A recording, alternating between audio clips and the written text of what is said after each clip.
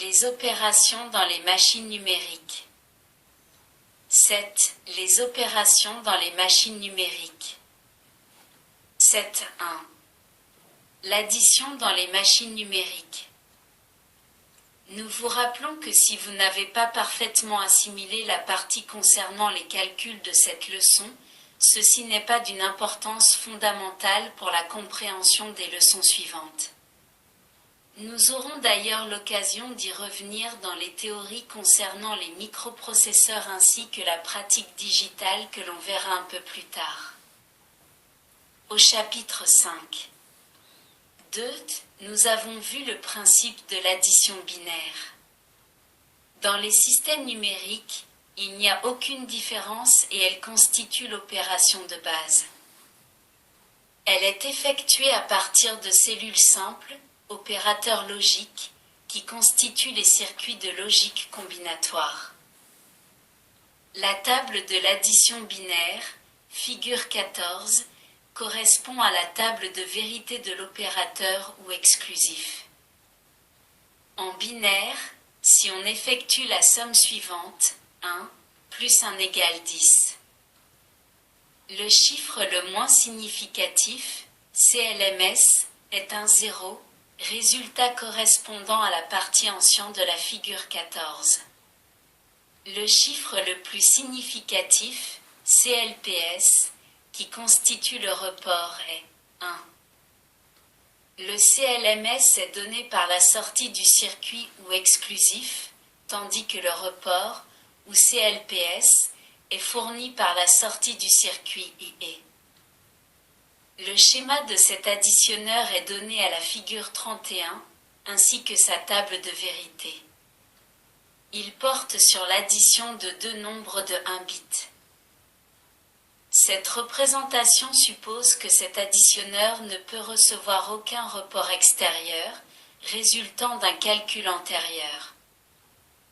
C'est rarement le cas et pour banaliser les circuits, on envisage une entrée supplémentaire correspondant à ce report.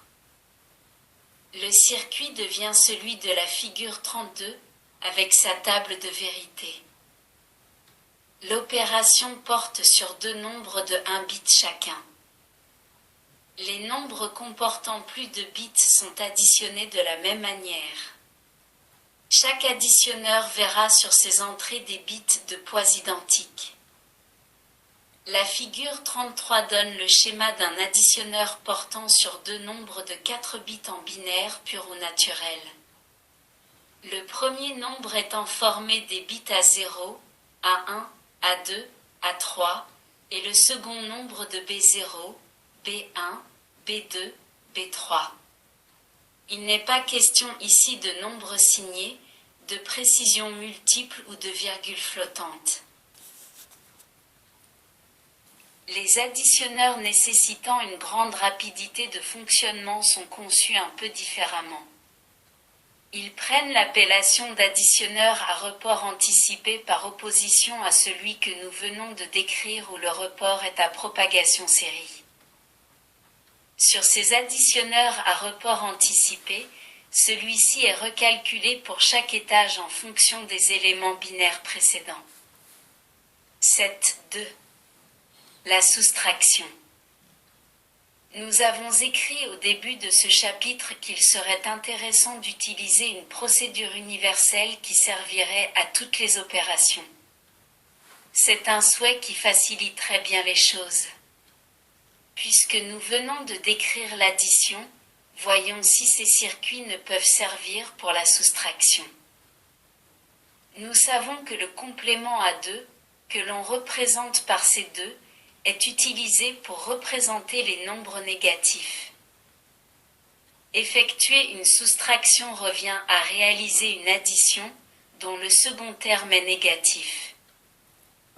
De plus, il faut savoir que dans les systèmes numériques, les mots ont tout le même format. Ce format correspond à la longueur des registres. Exemple. Dans un système travaillant sur des mots de 8 bits, le nombre décimal, plus 4, se trouve sous la forme 0,0000100. Le nombre décimal, -9, dans la représentation des nombres négatifs par le C2, se trouve sous la forme 1111.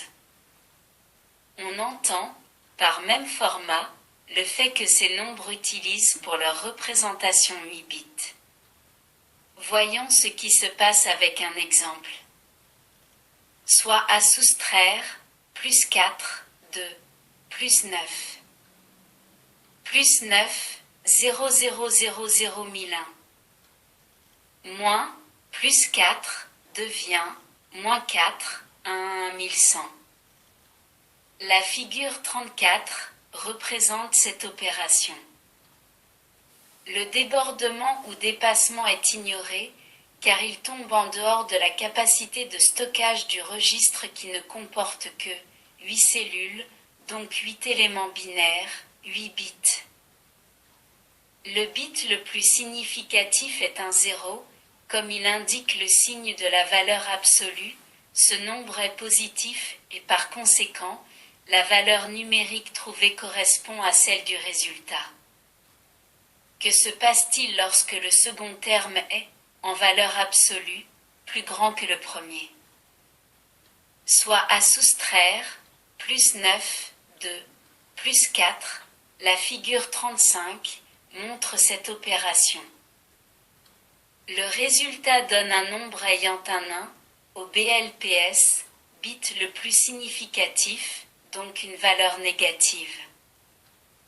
Puisque nous avons opté pour la représentation des nombres par le complément à 2, si le signe est négatif, la valeur numérique qui suit ne peut être que le complément à 2 du nombre recherché. Transformons en décimale. 1, 1, 1, 1, 1, 0, 1, 1, c'est 2, 0, 0, 0, 0, 0, 101, moins 5, 10, le nombre 10 indique décimale. Si ce résultat doit servir à d'autres calculs, il restera dans la machine sous forme de complément à 2. Si ce résultat constitue la fin d'un calcul, avant de l'envoyer sur un afficheur afin de le visualiser, cas d'une calculette, il faudra effectuer le complément à 2 du résultat puis aiguiller celui-ci et le signe aux afficheurs correspondants. Le complément à 2 et le signe négatif, moins, sont liés l'un à l'autre. Par exemple, si nous entrons, toujours dans le cas d'une calculette, un premier nombre, il sera stocké sous forme binaire. Avant d'introduire le second nombre, nous indiquons le signe de l'opération. S'il s'agit d'une addition, le second terme sera stocké dans un second registre sous la même forme que le premier. S'il s'agit d'une soustraction, le fait d'introduire le signe moins, à l'aide du clavier, démarre la procédure de complémentation.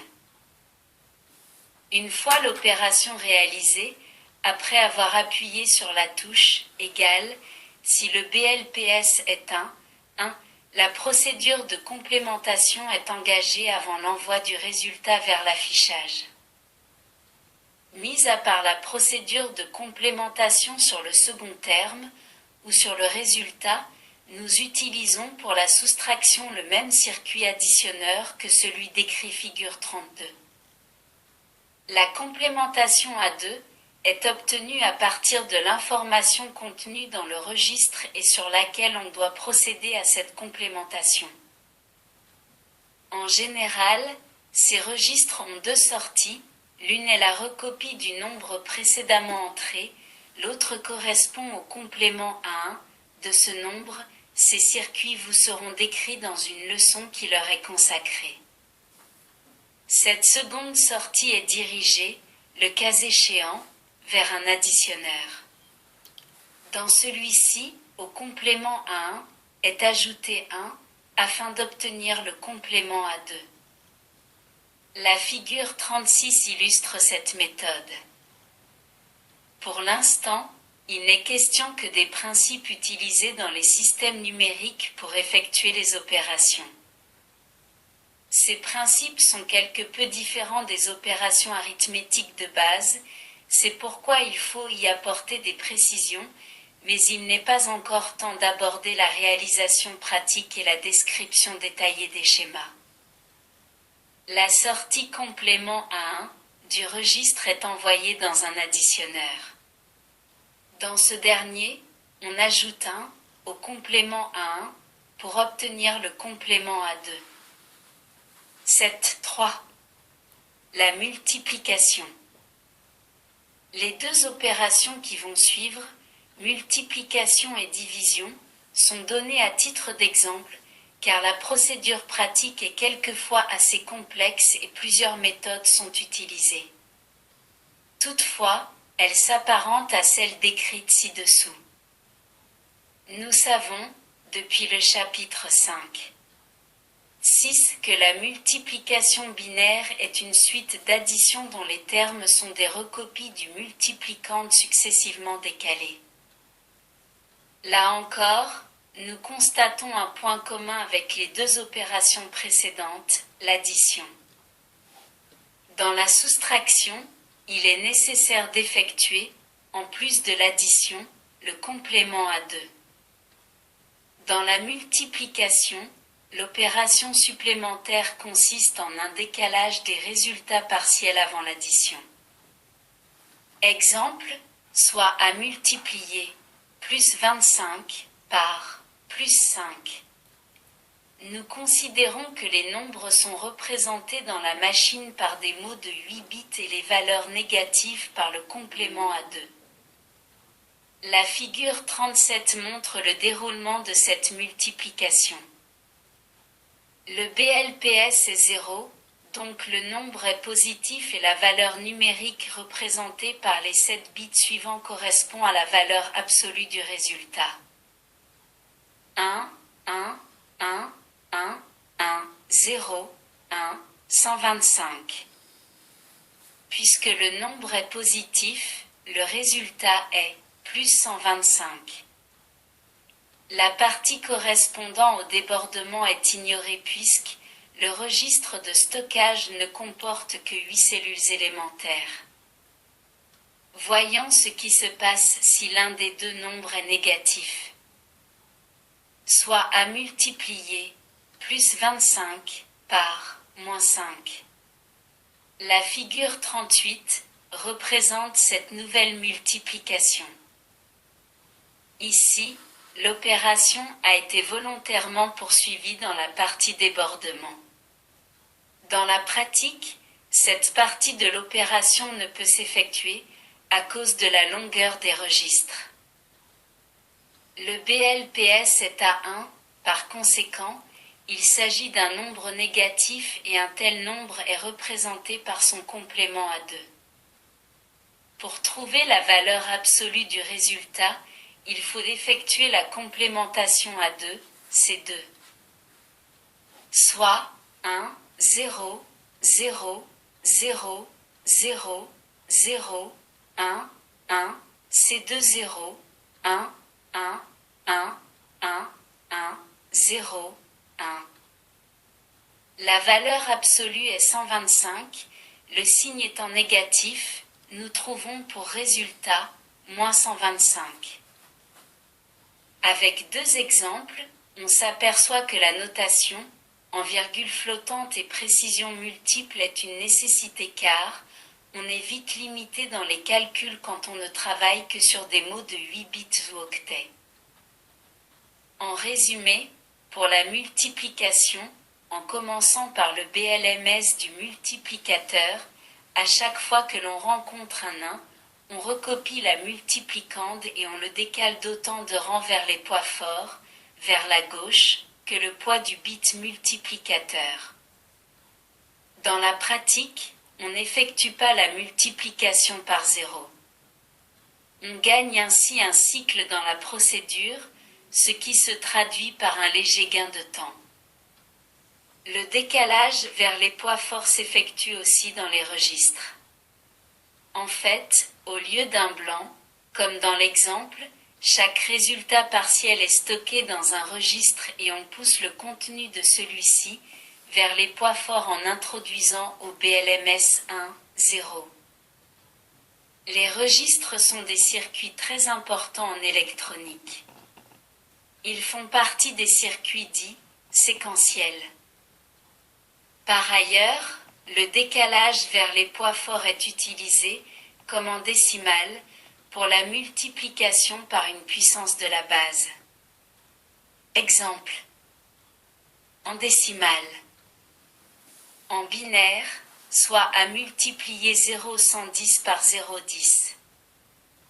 0,10, 2, est une puissance entière de la base, 2, en décimale 0,10, 2, égale plus 2, 10, puissance 1. La figure 39 montre cette multiplication. Dans cet exemple, nous avons effectué le produit par le 0 du BLMS. Par contre, on ne l'a pas fait pour le 0 du BLPS ou bit de signe.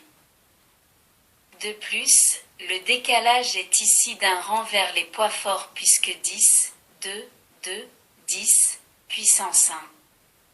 L'exposant de la puissance de 2 indique le décalage. Nous aurions pu prendre à la place de 10, 2, 1000, 2, soit 2, 10, puissance 3. Le résultat est, dans ce cas, 0,110 multiplié par 0,1000 égale 0,11,0,0,0,0. Le décalage est ici de 3 rangs vers les puissances supérieures. 7, 4. La division. Étant donné qu'elle constitue l'opération arithmétique la plus délicate, la procédure utilisée dans la machine ne la simplifie pas pour autant. Il est bon d'en connaître le mécanisme. Toutefois, si ce dernier n'est pas très bien assimilé, cela n'entraîne pas de conséquences fâcheuses pour la suite du programme. Il sera toujours temps de revenir sur ce sujet quand bon vous semblera. Nous utilisons pour cette opération l'additionneur, le complément à 2, addition et complément à 2, égale soustraction, le décalage, la recherche du rang occupé par le bit à 1, de poids le plus élevé du diviseur, le test du bit de signe, la comparaison de grandeur numérique et bien sûr, la mémorisation ou stockage. Nous allons porter notre exemple sur la division suivante. 0,1,0,1,0,1 divisé par 0,11. Ces nombres, une fois stockés dans les registres à 8 bits, se présentent sous la forme suivante. 0,0,0,1,0,1,0,1 dividende. 0,0,0,0,0,0,1 diviseur. Le signe de l'opération, ou opérateur, est aussi stocké dans un registre, spécialement destiné à cet effet, sous forme d'un mot binaire. Pour cette opération, il y a une procédure préliminaire que l'on déclenche par l'introduction de cet opérateur et qui consiste à reconnaître le rang occupé par le bit à 1, de poids le plus élevé de la valeur absolue du diviseur. Cette opération peut s'effectuer selon le principe illustré figure 40 et que nous allons décrire. On y reconnaît le registre de stockage qui nous est familier, suivi d'un multiplexeur commandé par un décompteur et un opérateur, et que vous connaissez. Le multiplexeur et le décompteur seront décrits en détail dans les théories suivantes.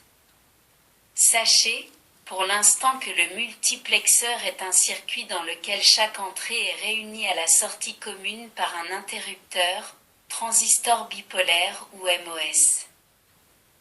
La fermeture de chacun de ces interrupteurs est obtenue par une information binaire, présente à l'entrée du multiplexeur.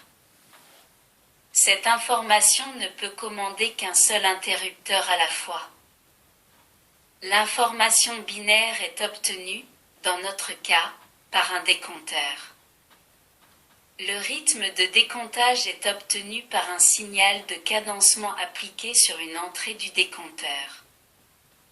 Ce circuit possède une seconde entrée, branchée à la sortie de l'opérateur, et qui stoppe le décomptage dès que celle-ci passe au niveau logique 1. L'information en sortie du décompteur se présente sous la forme d'un nombre à n bits. Dans ce cas, 3 bits suffisent car nous décomptons du 7e rang au premier rang, de 111, 2 à 001, 2. Ce nombre est codé sous forme binaire naturelle telle que le montre la figure 41. Dès que l'entrée, arrêt décomptage, passe à 1, le décompte est stoppé, et la lecture de l'information binaire, présente en sortie du décompteur indique le rang du bit 1 de poids le plus élevé de la valeur absolue du diviseur. Le 8e rang, qui correspond au signe de la valeur absolue, n'est pas pris en compte pour l'instant. Cette information est mise en mémoire et l'opération de complémentation peut être effectuée, car le signe mémorisé dans le registre de l'opérateur, ici la division, implique la recherche du complément à 2 du diviseur. Sont désormais présents dans la machine le dividende 000100101, le diviseur 00000011, le rang du bit à 1 de poids le plus élevé 010, le complément à 2 du diviseur 1111-1101. Dans la division décimale, nous cherchons à savoir combien de fois le diviseur est contenu entièrement dans le nombre formé par autant de chiffres de poids les plus élevés que le diviseur en contient. Autrement dit, on soustrait le diviseur des poids les plus élevés du dividende. Nous effectuons cette opération mentalement, mais les circuits numériques ne peuvent procéder ainsi. C'est la raison de cette recherche concernant le bit à 1 de poids le plus élevé du diviseur. Nous effectuons la soustraction par une addition du complément à 2, et si le bit de signe est un 1, le résultat est négatif, cela veut dire que le terme soustracteur a une valeur absolue plus grande que celle du terme soustrait. On en déduit que le soustracteur, dans ce cas, n'est pas contenu dans le nombre formé des poids les plus forts du dividende. Nous sommes, par conséquent, obligés dans cette opération de compter avec le bit de signe. L'opération précédente qui nous a permis de connaître le rang du bit à 1 de poids le plus élevé ne tient pas compte du bit de signe. À cet effet, à l'information binaire présente en sortie du décompteur, nous devons ajouter un rang. Les informations présentes dans la machine sont le dividende 000100101, le diviseur 00000011, le rang du bit à 1 de poids le plus élevé, augmenté d'un rang pour le signe 011. Le complément à 2 du diviseur 1 à 1101. Bien entendu, le signe de l'opération reste présent lui aussi dans le registre opérateur. Désormais, nous pouvons commencer l'opération. La disposition de l'opération nécessite une explication. Nous avons cherché le rang contenant le chiffre le plus significatif du diviseur, plus un rang pour le signe, afin de pouvoir soustraire le diviseur, dans notre cas, additionner son complément à 2, des chiffres de poids les plus élevés du dividende, pour savoir s'il est contenu entièrement dans ce dernier. Cette procédure nous permet de décaler le complément à 2 vers la gauche, afin de l'aligner sous le même nombre de rangs de poids les plus élevés du dividende qu'il en contient lui-même. Revenons à l'opération. La figure 42A montre la première phase de l'opération. A. Première phase. Il faut tester le bit de signe pour connaître le résultat de l'opération.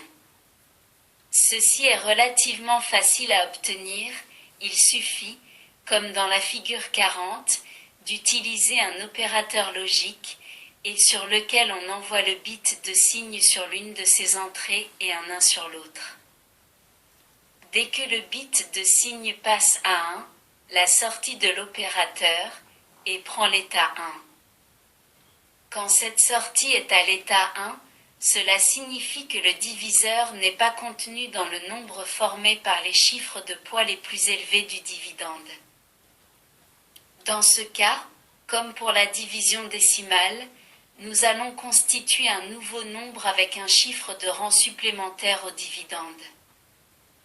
Cela revient à décaler, vers la gauche, le dividende. Le diviseur n'étant pas contenu dans les premiers termes de poids fort du dividende, le premier chiffre, de poids le plus élevé, du quotient partiel est 0. Après cette première phase, le quotient partiel se présente sous la forme 0. B. Deuxième phase. Le dividende est décalé une fois vers la gauche, figure 42b. Le bit de signe du reste est à 1, donc le résultat est négatif, le diviseur n'est toujours pas contenu dans les termes de poids fort. Le quotient partiel devient 0, 0. Nouveau décalage du dividende. C. Troisième phase. La figure 42C montre l'opération après deux décalages à gauche du dividende. Résultat identique aux deux premières phases. Le bit de signe du reste est encore à 1. Le nouveau quotient partiel est donc 0, 0, 0. D. Quatrième phase. Après un nouveau décalage à gauche, l'opération se présente comme le montre la figure 42D. Là, le bit de signe est 0, ce qui signifie que le diviseur est contenu dans les termes de poids les plus élevés du dividende. Le quotient partiel devient 0,001. Les additions successives ne porteront plus sur le dividende mais sur le reste, comme en décimale, l'opération de décalage se poursuit sur la valeur absolue du reste. Avant de continuer, il faut s'assurer que la valeur absolue du reste est supérieure à la valeur absolue du complément A2 du diviseur. Ce circuit de comparaison vous est décrit un peu plus loin. Donc si la valeur numérique absolue du reste est plus grande que celle du C2 du diviseur, l'opération se poursuit. Cinquième phase. L'opération se poursuit donc avec, comme nouveau dividende, le reste précédent décalé une fois à gauche, figure 42E. Le bit de signe est à 0, d'où le nouveau quotient partiel, 0,001. Décalage vers la gauche, de la valeur absolue du reste. Comparaison des grandeurs numériques. Le reste est plus grand que le C2 du diviseur, l'opération se poursuit. F. Sixième phase. L'opération se poursuit avec le reste décalé deux fois vers la gauche, figure 42F. Le bit de signe est à 0, le nouveau quotient a pour valeur 0,001. Décalage vers la gauche, de la valeur absolue du reste et comparaison des grandeurs numériques. La valeur absolue du reste décalé est inférieure à celle du complément à 2, du diviseur, l'opération s'arrête. Ici, la valeur absolue du reste est égale à 0, le quotient est exact et le dernier bit obtenu au quotient partiel constitue le BLMS du quotient, poids le plus faible. Dans le registre de stockage du quotient, Le résultat se présente sous la forme suivante, 0,0000111. Lors de la dernière comparaison entre les valeurs absolues du reste et du C2 du diviseur, nous avions un résultat inférieur pour le reste et égal à 0. Ce résultat aurait pu être inférieur, mais non égal à 0, et, dans ce cas, la division s'arrête, mais comporte un reste. Le quotient est alors un quotient approché. La division portant sur des nombres fractionnaires est également possible, mais la notation en virgule flottante est préférable et facilite la procédure en ce qui concerne la position de la virgule. La division est alors effectuée sur les mantisses et la valeur de l'exposant est trouvée en soustrayant celle du diviseur de celle du dividende. En décimale, cela revient à l'exemple suivant. Soit à diviser 0,125 par 3. 0,125 égale 0,125 multiplié par 10 puissance 0. 3 égale 0,3 multiplié par 10 puissance 1. Division effectuée sur les mantisses. Plus 125 divisé par plus 3 égale plus 42. Différence des exposants. 0 moins plus 1 égale moins 1. Résultat en notation virgule flottante. Plus 42, moins 1. Transformation en décimale. Plus 42, moins 1, égale 0,42 multiplié par 10 puissance moins 1 égale 0,042.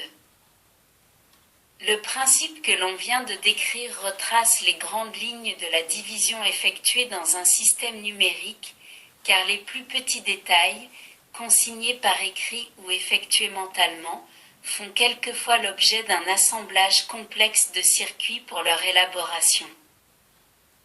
De plus, les constructeurs de machines à calculer, d'une manière générale, ceux qui sont amenés à réaliser de tels circuits, qu'il s'agisse de logique câblée ou microprogrammée, utilisent des procédés qui leur sont propres, mais qu'ils divulguent rarement.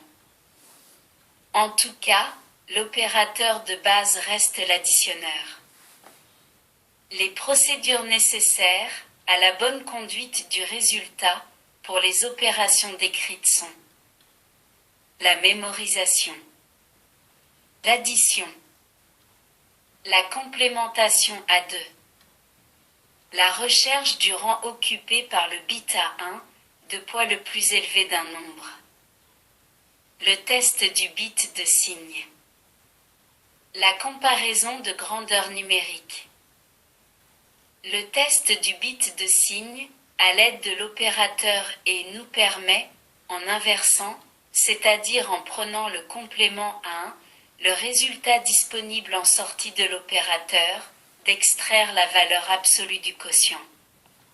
C'est donc la sortie inversée de l'opérateur et qui servira à charger la valeur absolue du quotient dans le registre destiné à cet usage. Nous avons, au cours de ces descriptions, parlé de débordement ignoré. En fait, ce débordement n'est pas toujours ignoré, il est même parfois stocké dans un registre et sert, entre autres, à indiquer un dépassement de capacité.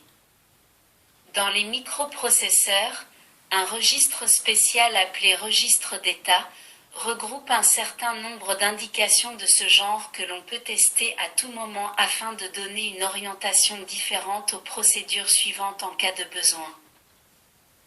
La figure 43 représente les fonctions logiques nécessaires à la réalisation d'un comparateur de grandeur numérique. Ceci est résumé dans la figure 44 qui schématise un comparateur de grandeur numérique portant sur deux nombres binaires A et B de 1 bit chacun. Au début de ce chapitre, nous avions souhaité une seule procédure pour toutes les opérations. Maintenant que nous connaissons mieux le problème, Voyons si l'on peut obtenir cette procédure dans le cas d'une calculatrice très simplifiée qui ne pourrait effectuer que des additions et des soustractions sur des entiers relatifs. Dressons la liste des différentes opérations que cette machine devra réaliser. 1. Position d'attente d'information ou scrutation du clavier d'entrée. 2. Entrée de la valeur absolue d'un nombre décimal à l'aide du clavier. Transformation de cette valeur en binaire et mise en mémoire. 3. Entrée du signe affecté à cette valeur absolue. Signe plus, mettre le bit de signe à 0. Signe moins, effectuer le complément à 2. 4. Mémoriser le nombre signé obtenu en 2, et 3. 5. Entrée d'un signe opérateur par le clavier. Mémoriser ce signe. 6. Entrée du signe égal. Départ de l'opération. 7. Le signe reconnu en 5 est celui de l'addition. Additionner les termes mémorisés en 4. 8. Le signe reconnu en 5 est celui de la soustraction. Effectuer le complément à 2 du dernier nombre entré et additionner ce complément au premier terme entré. 9. Mémoriser ce résultat. 10. Effectuer le test du bit de signe. S'il est égal à 0, le résultat est positif, aucune modification sur le résultat mémorisé en 9. S'il est égal à 1, le résultat est négatif, remplacez le terme mémorisé en 9 par son complément à 2. 11. Afficher le résultat mémorisé en 9. La chronologie des opérations est donc celle représentée figure 45. Il apparaît plus clairement que seules les opérations 7 et 8 sont quelque peu différentes entre l'addition et la soustraction. Il s'agit d'une addition mais pour 8, un des deux termes est complémenté à 2. Si on voulait étendre les possibilités de cette machine à la multiplication et à la division, il faudrait introduire le décalage, le test de grandeur numérique et rechercher le rang du bit à 1, de poids le plus élevé. La liste des opérations serait un peu plus longue, mais la rapidité avec laquelle elles sont effectuées ne différerait que de très peu de temps l'obtention du résultat.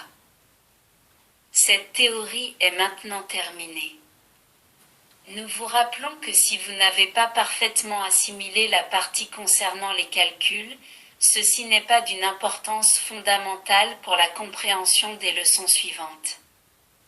Nous aurons d'ailleurs l'occasion d'y revenir dans les théories concernant les microprocesseurs ainsi que la pratique digitale. La prochaine leçon traitera des registres à décalage dont nous avons déjà évoqué le rôle dans cette théorie.